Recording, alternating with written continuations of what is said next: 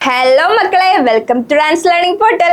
Okay, ഞാൻ നിങ്ങളുടെ സ്വന്തം ഷബാന മിസ്. ഞാൻ നിങ്ങളുടെ സ്വന്തം മാജിദ മിസ്. അപ്പോൾ എന്തൊക്കെയുണ്ട് വിശേഷം മക്കളെ? എല്ലാവരും ഹാപ്പി ആയിട്ട് പോകുന്നോ?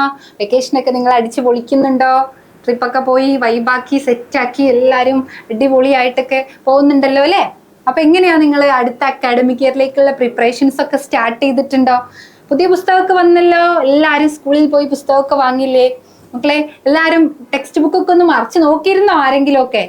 എല്ലാവരും ഒന്ന് പുസ്തകം നോക്കിയിട്ട് അല്ലേ ഷബാന മിസ്സേ? പുതിയ പുസ്തകം നമ്മൾ കണ്ടില്ലേ? നല്ല കണ്ടന്റ് ഫുൾ ആണല്ലേ? എന്താണ് ഷബാന മിസ്സിന് പറയാനുള്ളത്? ഞാൻ ബുക്കൊക്കെ നോക്കി, നല്ല ബുക്സ് ഒക്കെയാണ്, നല്ല അപ്ഡേഷൻ ഒക്കെ വന്നിട്ടുള്ളത്. പക്ഷെ മിസ്സേ, എന്റെ വീട്ടിലിപ്പോ എന്റെ അനിയത്തിയൊക്കെ 10th ആണ്. കഴിഞ്ഞ വർഷം അവൾ 9th-ലായിരുന്നു. അപ്പൊ അവൾക്കൊക്കെ ഭയങ്കര ടെൻഷൻ. കഴിഞ്ഞ വർഷം ബുക്ക് മാറി, ഇത്തവണയും ബുക്ക് മാറി. എന്താണ് ഇങ്ങനെ കണ്ടന്റ് ഒക്കെ കൂടി വരുന്നതാണോ? ബുക്കിൽ ഇങ്ങനെ കണ്ടന്റ് കൂട്ടുവാണോ? അപ്പോഴേ ഒരു അക്കാദമിക് ഇയറിന്റെ സ്റ്റാർട്ടിങ്ങിൽ തന്നെ അവര് ഭയങ്കരമായിട്ട് സ്ട്രെസ്ഡ് ആണ്.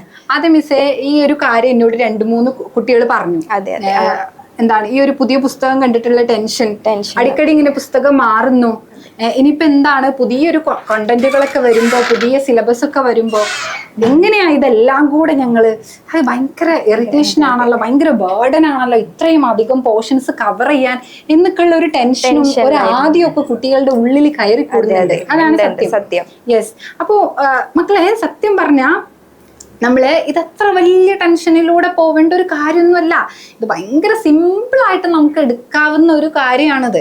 അപ്പോൾ മിസ്സിന് നിങ്ങളോട് പറയാനുള്ളത് എന്താന്ന് വെച്ചാലേ, നമ്മൾ ഏതൊരു പോർഷൻ പഠിക്കുമ്പോഴും ഏതൊരു ടഫുള്ള പുസ്തകവും നമുക്ക് അത് ഭയങ്കര ബ്യൂട്ടിഫുൾ ആൻഡ് ഈസി ആയിട്ട് നമുക്കത് ക്യാച്ച് ചെയ്യാൻ പറ്റും. നമുക്ക് സ്വന്തമായിട്ട് അത് പഠിക്കാൻ പറ്റും. അത് ഭയങ്കര ഈസി ആയിട്ട് തന്നെ. നമുക്ക് ടഫുള്ള ടോപ്പിക്കുകളൊന്നും ഇല്ല ടീച്ചറെ.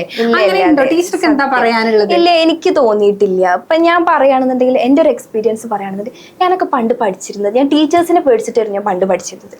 തീർച്ചയായിട്ടും എനിക്കിപ്പോഴും ഓർമ്മയുണ്ട്. എൻ്റെ ഒരു മാത്സിന്റെ ടീച്ചറുണ്ട്. ഞാൻ 8th-ലും 9th-ലൊക്കെ പഠിക്കുമ്പോൾ അപ്പൊ ടീച്ചറുടെ ഒരു വടി, ഇത്രയും വലിയൊരു വടി. ഇപ്പോഴത്തെ കുട്ടികൾക്കൊക്കെ വടിയൊക്കെ അറിയോ? ടീച്ചർക്ക് മാത്സ് ഇഷ്ടമല്ലല്ലോ. അല്ല, ടീച്ചറുടെ വടിയുടെ രൂപമൊക്കെ പറഞ്ഞപ്പോ തന്നെ എനിക്ക് മനസ്സിലായി ടീച്ചർക്ക് മാത്സ്. സെയിം ടീച്ചറെ, എനിക്കും മാത്സ് ഇഷ്ടപ്പെടാത്തൊരു സബ്ജക്റ്റ് ആയിരുന്നു മാത്സ്. എന്താ അങ്ങനെ തോന്നാൻ കാരണം? ടീച്ചർക്ക് മാത്സ് ഇഷ്ടമാവാതിരിക്കാൻ? എനിക്ക് തോന്നുന്നു ടീച്ചറെ, ഞാൻ കുറെ കൂടെ ഇൻട്രസ്റ്റിംഗ് ആയിട്ട് അത് പഠിക്കാത്തത് കൊണ്ടായിരുന്നു തോന്നുന്നു. ഞാൻ എപ്പോഴും മിസ്സിനെ ആലോചിച്ചിട്ട് വീട്ടിൽ പോകുമ്പോൾ നാളെ ഇമ്പോസിഷൻ എഴുതേണ്ടി വരുമല്ലോ, മിസ്സിന്റെ അടി കിട്ടുമല്ലോ, അതൊക്കെ ഇക്വേഷൻസ് ഒക്കെ മിസ് വന്ന് ക്വസ്റ്റ്യൻ ചോദിക്കുമ്പോൾ എനിക്ക് കിട്ടൂല.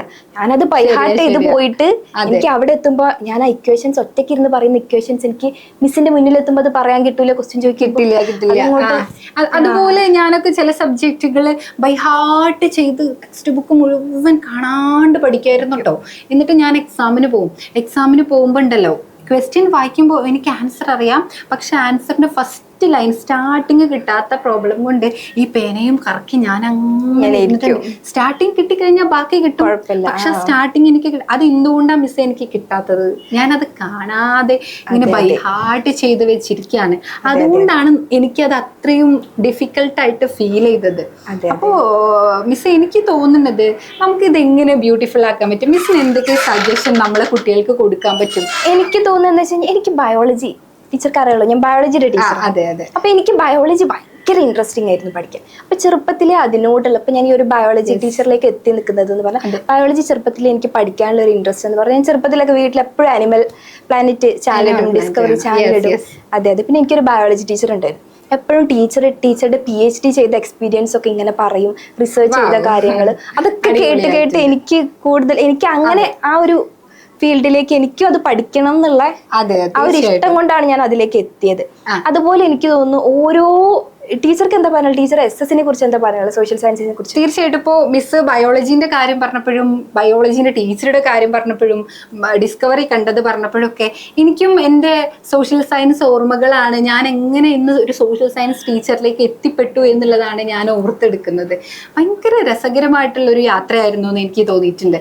അതായത് മറ്റുള്ള സബ്ജക്റ്റിൽ നിന്നും എനിക്ക് ഭയങ്കര ഇഷ്ടമായിരുന്നു, ഒരുതരം പ്രണയമായിരുന്നു എനിക്ക് അന്ന് സോഷ്യൽ സയൻസിനോട്. അതായത് എനിക്ക് എന്നും എന്തൊക്കെ കഴിഞ്ഞ സംഭവങ്ങൾ ഹിസ്റ്ററി അറിയാനുള്ള ഒരു ഇഷ്ടം, ഒരു ക്യൂരിയോസിറ്റി ഉണ്ടായിരുന്നു എനിക്ക്.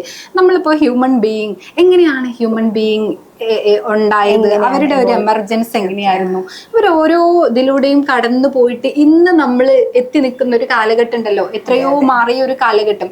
ഈ ഒരു കാലഘട്ടത്തിൽ എത്തിയപ്പോഴേക്കും മനുഷ്യനുണ്ടായ ചേഞ്ചസ് എന്താണ്, അപ്പൊ ഇതിന്റെ ഇടയിൽ എന്തൊക്കെ സംഭവിച്ചു, മനുഷ്യൻ ഒരു ജീവൻ ഈ ഭൂമിയിൽ എങ്ങനെ എമേർജ് ചെയ്തു, ഇതിനെക്കുറിച്ച് ഞാനിങ്ങനെ ഒറ്റയ്ക്ക് ചിന്തിക്കുമായിരുന്നു. അങ്ങനെ ആ ഒരു ക്യൂരിയോസിറ്റിയാണ് എനിക്ക് ഹിസ്റ്ററിയോട് ഭയങ്കര താല്പര്യം ഉണ്ടാക്കിയത്. പക്ഷേ മിസ് നേരത്തെ പറഞ്ഞ പോലെ തന്നെ എനിക്ക് മാത്സ് ഭയങ്കര ടഫായിരുന്നു. കാരണം മാത്സ് ഞാൻ എൻ്റെ ടീച്ചർക്ക് വേണ്ടിയിട്ട് കഷ്ടപ്പെട്ട് ഇഷ്ടപ്പെടുമായിരുന്നു. എന്നാലും ഞാൻ സോഷ്യൽ സയൻസ് എന്താണ് ഭയങ്കരമായിട്ട് ഇഷ്ടപ്പെട്ട് പഠിച്ചത് തന്നെയാണ്. പക്ഷെ മറ്റത് കഷ്ടപ്പെട്ട് പഠിച്ചതാണ്. അത് തന്നെയാണ് തോന്നുന്നു ടീച്ചറെ ഡിഫറൻസ് എന്ന് തോന്നുന്നു. നമ്മൾ ഇഷ്ടപ്പെട്ട് പഠിക്കുന്നിടത്താണ്. അതെ, നമ്മൾ എന്ത് ചെയ്യരുത്, ഇഷ്ടപ്പെട്ടിട്ട് കഷ്ടപ്പെടണം. ഇഷ്ടപ്പെട്ട് നമ്മൾ എന്ത് ചെയ്യരുത്, പഠിക്കരുത്. നമ്മളെപ്പോഴും നല്ല ഇഷ്ടപ്പെട്ട് വേണം നമ്മുടെ ഓരോ ടോപ്പിക്കുകളും അതിനെ സ്നേഹിച്ച്. അതിന് നമ്മൾ എന്താ ചെയ്യേണ്ടത്, നമുക്ക് എന്നും നമ്മൾ ഭയങ്കര ക്യൂരിയസ് ആയിരിക്കണം. മക്കളെ ഒരു കാര്യത്തിനെ കുറിച്ച് അറിയാൻ നമ്മളിപ്പോ സയൻസ് അല്ല ടീച്ചറെ, സയൻസിനെ കുറിച്ച് എനിക്ക് തോന്നുന്നു എന്നെക്കാളും കുറച്ചും കൂടി ബെറ്റർ ശബാന ടീച്ചർക്ക് ആയിരിക്കും. സയൻസ് പഠിക്കുമ്പോൾ നമ്മൾ ചുറ്റുപാടിൽ കാണുന്ന ഓരോ കാര്യങ്ങളും നമ്മൾ ഒബ്സർവ് ചെയ്യുക, അതിനെക്കുറിച്ച് പഠിക്കാൻ നമ്മൾ കൂടുതൽ ക്യൂരിയസ് ആയിരിക്കാം. ഓരോ ചാപ്റ്റർ തുടങ്ങുമ്പോഴും നമ്മൾ അതിനെക്കുറിച്ച്, അതിനകത്തുള്ള കാര്യങ്ങൾ എന്താ, നമ്മൾ സെല്ലിനെ കുറിച്ച് അറിയാം, എന്തായിരിക്കും അതിൻ്റെ സ്ട്രക്ചർ, എന്തായിരിക്കും, അത് എങ്ങനെയൊക്കെ ആയിരിക്കും അതിന്റെ ഫംഗ്ഷൻ, അങ്ങനെ നമ്മൾ ഓരോന്നിനെ കുറിച്ചും ക്യൂരിയസ് ആയിട്ടുണ്ടെങ്കിൽ നമുക്കത് പഠിക്കാനുള്ള ആ ഒരു. ശബാന ടീച്ചർ സെല്ലിനെ കുറിച്ച് പറഞ്ഞപ്പോഴാ ടീച്ചർ ഈ സെല്ല് എന്നൊക്കെ പറയുന്നത് ഭയങ്കര അത്ഭുതകരമായിട്ടുള്ള ഒരു കാര്യം തന്നെയല്ലേ. നമ്മുടെ ജീവന്റെ ഒരു ബേസിക് യൂണിറ്റ് എന്ന് പറയുമ്പോൾ ആ ഒരു സെല്ലിൽ നിന്നാണല്ലോ നമ്മൾ ഓരോ മനുഷ്യനും ഇന്ന് ഈ ഒരു ഫോമിൽ എത്തിയിട്ടുള്ളത്. ഇത്തരത്തിൽ തന്നെ എല്ലാവരും ചിന്തിച്ചിട്ടുണ്ടെങ്കിൽ നമുക്ക് ആ ഓരോ ടോപ്പിക്കും സബ്ജക്റ്റും നമുക്ക് ഇൻട്രസ്റ്റിംഗ് ആയിട്ട് തോന്നും. അതെ, അത് എല്ലാം അങ്ങനെയാണ്. ഇപ്പോ ഞാനും ശബാന ടീച്ചറും പറഞ്ഞ പോലെ മാത്സ് ടീച്ചർക്ക് വേണ്ടിയിട്ട് ഇഷ്ടപ്പെട്ടു എന്ന് പറഞ്ഞു, കഷ്ടപ്പെട്ട് പഠിച്ചു എന്ന് പറഞ്ഞു. അതുകൊണ്ടായിരിക്കാം അന്ന് മാത്സ് എന്തായത്, അതുകൊണ്ട് തന്നെയാണ് അന്ന് മാത്സ് അത്രയും ടഫ് ആവാൻ കാരണം. ഒരു പക്ഷേ നമ്മൾ അന്ന് മാത്സിനെ കുറിച്ച് എന്താണ് ടാൻ, കോസ്, ഇതൊക്കെ നമ്മൾ എവിടെ നമുക്ക് അപ്ലൈ ചെയ്യാം, ഇതൊക്കെ അന്ന് ചിന്തിച്ചിരുന്നെങ്കിൽ ഒരു പക്ഷേ ഇത് നമുക്ക് ഭയങ്കര രസമായിട്ട് ഒട്ടും ബേർഡൻ ഇല്ലാതെ പഠിക്കാൻ പറ്റുന്ന കാര്യങ്ങളായിരുന്നില്ലേ. പിന്നെ എന്താണെന്നറിയോ ടീച്ചറെ, ഇന്ന് ഈ മക്കൾക്ക് ഒരുപാട് ഓപ്പർച്യൂണിറ്റീസും ഒരുപാട് പ്ലാറ്റ്ഫോമുകൾ അവർക്ക് ഡിപ്പെൻഡ് ചെയ്യാൻ അല്ലേ. നമ്മളെ കാലഘട്ടം എങ്ങനെയായിരുന്നു ടീച്ചർ? നമുക്ക് ഇങ്ങനത്തെ ഓൺലൈൻ പ്ലാറ്റ്ഫോമുകൾ ഇല്ല. നമ്മൾ ഒരിക്കലും ഇങ്ങനെ, നമ്മൾ എപ്പോഴും ഒരു ടീച്ചർ, പാരന്റ്സ് അതിന്റെ ഇടയിൽ ഇങ്ങനെ നമ്മൾ കുടുങ്ങി കിടക്കുകയായിരുന്നു. അതെ, സ്കൂളിൽ നിന്ന് ടീച്ചർ ക്ലാസ് എടുക്കുന്നു, ചെറിയ ക്ലാസ്സിലൊക്കെ ആയിരുന്നപ്പോ വീട്ടിൽ ചെല്ലുമ്പോൾ ഉമ്മ തല്ലും, ഉമ്മ ക്വസ്റ്റ്യൻ ചോദിക്കും, അന്ന് എടുത്തത് ഉമ്മ ചോദിക്കും എന്നുള്ള പേടിയും ടെൻഷനും, പിന്നെ ടീച്ചറുടെ തല്ല് കിട്ടും. ആ വലിയ തലക്കില് ഒരു ബോളുള്ള അതിന്റെ കൂടെ റബ്ബറൊക്കെ ഇട്ടിട്ടുള്ള ഒരു ചൂരലും കെമിസ്ട്രി ടീച്ചറും മാത്സ് ടീച്ചറൊക്കെ വരുന്നത് കാണുമ്പോൾ നമുക്ക് ഭയങ്കര പേടിയാണ്. ഇനി തല്ലാണോ ഇമ്പോസിഷൻ ആണോ കിട്ടാൻ പോകുന്നത് എന്നൊക്കെ ആലോചിച്ചിട്ട് നമ്മളിങ്ങനെ വരുന്ന സമയം, ടീച്ചർ ഇങ്ങനെ വരുന്ന സമയം ഇവിടെ നിന്ന് പഠിക്കുകയാണ്.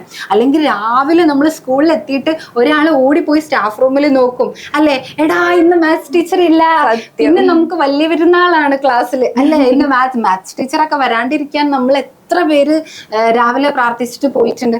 അപ്പോൾ അതുപോലെയായിരുന്നു നമ്മൾ അന്ന് പാരന്റ് ടീച്ചർ ഇതിൻ്റെ ഇടയിൽ.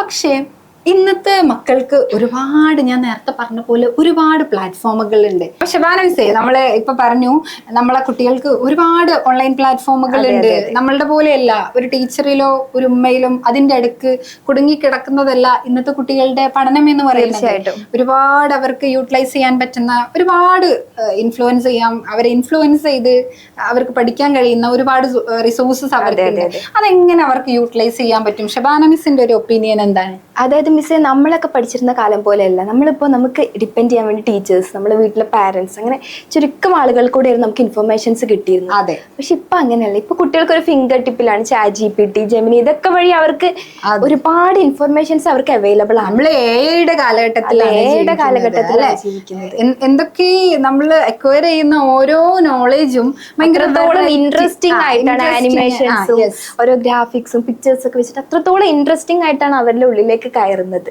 അതെ, നമുക്ക് ഇത് പറയുമ്പോ തന്നെ നമുക്കൊന്നും കൂടി പഠിക്കാൻ വേണ്ടി ആഗ്രഹമല്ലേ. ഈ ഒരു കാലഘട്ടത്തിൽ പഠിച്ചിരുന്നെങ്കിൽ നമുക്ക് എത്രത്തോളം രസകരമായിരുന്നു എന്നുള്ളത് എനിക്ക് തോന്നാറുണ്ട്.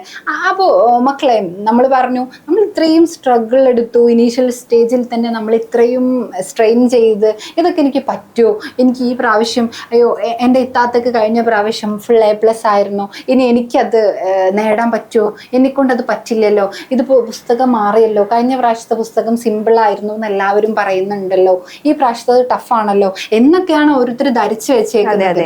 പക്ഷേ എല്ലാം സിമ്പിളാണ്. നമുക്ക് അങ്ങനെ ടഫായിട്ടുള്ള ഒരു ടോപ്പിക് ഒന്നുമില്ല. നമുക്ക് ഏത് ടഫ് ടോപ്പിക് ആണെങ്കിലും ഇന്നത് വെരി സിമ്പിൾ ആയിട്ട് നമ്മളിലേക്ക് എത്തിക്കാനുള്ള ഒരുപാട് വീഡിയോസ് ഉണ്ട്. ഏത് ക്ലാസ്സുകളും നമുക്കിന്ന് യൂട്യൂബിൽ അവൈലബിൾ ആണ് ടീച്ചറെ. അപ്പൊ ഏറ്റവും ഇൻട്രസ്റ്റിംഗ് ആയിട്ടുള്ള രീതിയിൽ അവൈലബിൾ ആണ്. അതെ, ഭയങ്കര കളർഫുൾ ആയിട്ടുള്ള രീതിയിൽ കുട്ടികളെ എത്രത്തോളം എൻജോയ് ചെയ്യിക്കാൻ പറ്റുമോ, എത്രത്തോളം എന്റർടൈൻ ചെയ്യിക്കാൻ പറ്റുമോ, അങ്ങനെയൊക്കെ ചെയ്തിട്ട് ഇന്ന് നമുക്ക് ഒരുപാട് റിസോഴ്സസ് ഉണ്ട്. അപ്പൊ ഇതെല്ലാം യൂട്ടിലൈസ് ചെയ്തിട്ടാണ് ഇന്ന് നമ്മൾ പഠിക്കേണ്ടത്. നമ്മുടെ കാലം മാറുന്നതിനനുസരിച്ച് നമ്മൾ എല്ലാ വഴികളിലൂടെയും പഠിക്കണം. നമുക്ക് എന്നും ക്യൂരിയസ് ആയിരിക്കണം. നമ്മൾ നേരത്തെ പറഞ്ഞ പോലെ, നമ്മൾ നേരത്തെ ടീച്ചേഴ്സിന് വേണ്ടിയിട്ട് നമ്മൾ കഷ്ടപ്പെട്ട് കുറെ പഠിച്ചു എന്ന് പറഞ്ഞു. അപ്പോൾ അതിന് പകരമായിട്ട് നമ്മൾ എന്നും ക്യൂരിയസ് ആവുക. നമ്മളെ ചുറ്റുമുള്ള ഓരോ കാര്യങ്ങളെ കുറിച്ചും നമ്മൾ ഒബ്സർവ് ചെയ്ത് അതൊക്കെ എന്താണ്, അതിൻ്റെയൊക്കെ ബിഹൈൻഡിൽ എന്താണ്, അതെങ്ങനെ അവിടെ എത്തി, അതെങ്ങനെ ഉണ്ടായി എന്നുള്ള കാര്യങ്ങളെ കുറിച്ച് പഠിക്കാൻ ക്യൂരിയസ് ആവുക. അതിൻ്റെ കാര്യങ്ങൾ നമ്മൾ ഒബ്സർവ് ചെയ്യുക. ഇങ്ങനെയൊക്കെ ആകുമ്പോൾ നമുക്ക് ആ ഓരോ സംഭവങ്ങളെ കുറിച്ച് പഠിക്കാനും ഭയങ്കര സിമ്പിളാണ്. കൂടാതെ ഇപ്പൊ നമ്മൾ പറഞ്ഞ പോലെ ഒരു പാരന്റിനും ടീച്ചർക്കും ഇടയിൽ നിന്നും ഒരു വലിയൊരു ലോകത്താണ്. നമ്മളൊക്കെ പിന്തുണക്ക് വേണ്ടിയിട്ട് ഒരുപാട് പേര് നമ്മൾക്ക് ചുറ്റുമുണ്ട് അല്ലെ. എന്തായാലും മിസ്സേ, ഇനിയിപ്പോ ആരില്ലെങ്കിലും നമ്മളല്ലേ, ആര്, നമ്മുടെ റാൻസ് നിങ്ങളുടെ കൂടെ ഉണ്ട്. ഓക്കെ, നിങ്ങൾക്ക് എത്ര ഗൈഡൻസ് എന്ത് കാര്യത്തിൽ വേണമെങ്കിലും എപ്പോൾ വേണമെങ്കിലും അപ്രോച്ച് ചെയ്യാൻ റാൻസ് നിങ്ങളെ കൂടെ ഉണ്ട്.